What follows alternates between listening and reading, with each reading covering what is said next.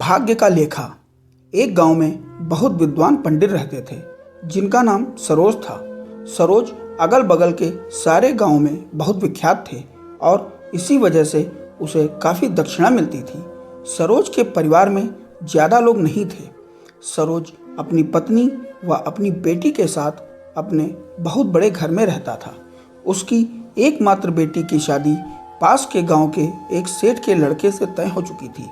सरोज ने शादी के पहले अपने होने वाले दामाद हेमंत की कुंडली की अच्छे से जांच पड़ताल की थी और अपनी बेटी का भविष्य भी ठीक से देख लिया था।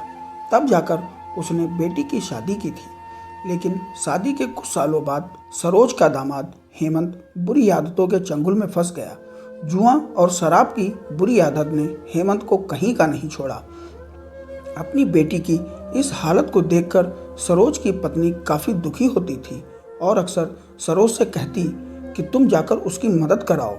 सरोज हमेशा अपनी बीबी को यह कहकर उनकी मदद करने के लिए मना कर देता था कि अभी कुछ समय तक उनका बुरा वक्त है, हम चाहें कितनी भी कोशिश कर लें, उनके नसीब में नहीं है वह उन्हें नहीं मिलेगा। सरोज की ऐसी बातों से उसकी पत्नी मन ही मन सोचती थी कि कितना स्वार्थी पिता है, अपनी बेटी को इतने कष्टों में देखकर भी उसकी मदद करने के लिए मना करता है। आखिर भगवान ने जो इतना सारा धन दिया है उसका क्या करेंगे, हमारे कोई और औलाद भी तो नहीं है, ले देकर एक ही बेटी है और उसके लिए भी कुछ नहीं करेंगे तो किसके लिए करेंगे। ऐसा नहीं था कि सरोज अपनी बेटी से प्यार नहीं करता था, लेकिन उसने अपनी बेटी की कुंडली को इतने अच्छे से देखा था और वह यह पहले से ही जानता था कि वह चाहे किसी भी लड़के से शादी करती, लेकिन उसके जीवन में यह समय आने वाला ही था और बिना इसे भुगते उसको छुटकारा नहीं मिलने वाला था।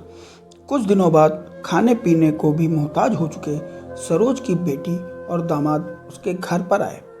सरोज और उसकी पत्नी ने दोनों का खूब आदर सत्कार किया और खूब अच्छा खाना खिलाया। बेटी और दामाद की पिता से सहायता मांगने की हिम्मत न हुई, इसलिए वो बिना कुछ कहे वापस अपने घर को जाने लगे। लेकिन माँ तो माँ होती है, उसकी ममता नहीं मानी और उसने बिना सरोज को बताए चोरी छुपे बूंदी के लड्डू बनाकर उसमें सोने के सिक्के रख दिए और बेटी और दामाद को दे दिए ताकि बेटी और दामाद की कुछ आर्थिक सहायता हो सके। सरोज की पत्नी यह भी जान गई थी कि बेटी और दामाद लाज के मारे उनसे मदद नहीं मांग रहे थे, इसलिए उसने बेटी और दामाद को भी लड्डुओं के में छिपे सिक्कों के बारे में कुछ नहीं बताया। उसने सोचा जाहिर है कि जब वो लोग घर पर जाकर लड्डू खाएंगे तो उन्हें उसमें सोने के सिक्के मिल जाएंगे। इस तरह बिना उनके मांगे ही उन तक मदद पहुंच जाएगी। सरोज के दामाद और बेटी उन दोनों का आशीर्वाद लेकर अपने घर चले गए। बेटी और दामाद का गांव सरोज के गांव से कोसों दूर था, फिर भी पैसों की कमी चलते वह चलकर अपने गांव की तरफ निकल पड़े। थोड़ी दूर ही चले थे कि सरोज की बेटी के पैर में मोच आ गई और अब उससे चला भी नहीं जा रहा था। हेमंत ने जब देखा कि उसकी बीबी अब बिल्कुल चलने में सक्षम नहीं है तो उसने एक तांगा अपने घर तक किराए पर ले लिया। दोनों पति पत्नी तांगे में बैठकर घर तक पहुंच गए, लेकिन तांगे वाले को देने के लिए उनके पास पैसे नहीं थे, इसलिए उन्होंने वो लड्डू तांगे वाले को किराए के रूप में दे दिए। तांगे वाला उन लड्डुओं को लेकर वहां से चला गया।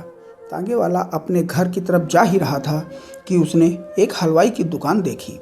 उसने सोचा कि थोड़े से लड्डुओं से मेरे घर वालों का पेट नहीं भरने वाला, इससे अच्छा मैं इन लड्डुओं के बदले चावल खरीद लेता हूँ। और उसने वो लड्डू हलवाई को बेचकर चावल ले लिए। जिस गांव में वह हलवाई रहता था उसी गांव में एक व्यक्ति ने अपने घर पर पूजा रखी थी और उसी पूजा के लिए उसी पंडित सरोज को बुलाया गया था। पूजा में लगने वाले प्रसाद के लिए उस आदमी ने उसी हलवाई से बूंदी के लड्डू लिए जहाँ पर उस तांगे वाले ने बेचे थे।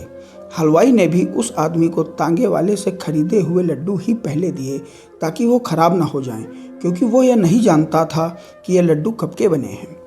पूजा खत्म होने पर दक्षिणा और लड्डू लेकर जब सरोज अपने घर आया और खाना खाने बैठा तो प्रसाद में लाए बूंदी के लड्डू खाते वक्त लड्डू से सोने का सिक्का निकला।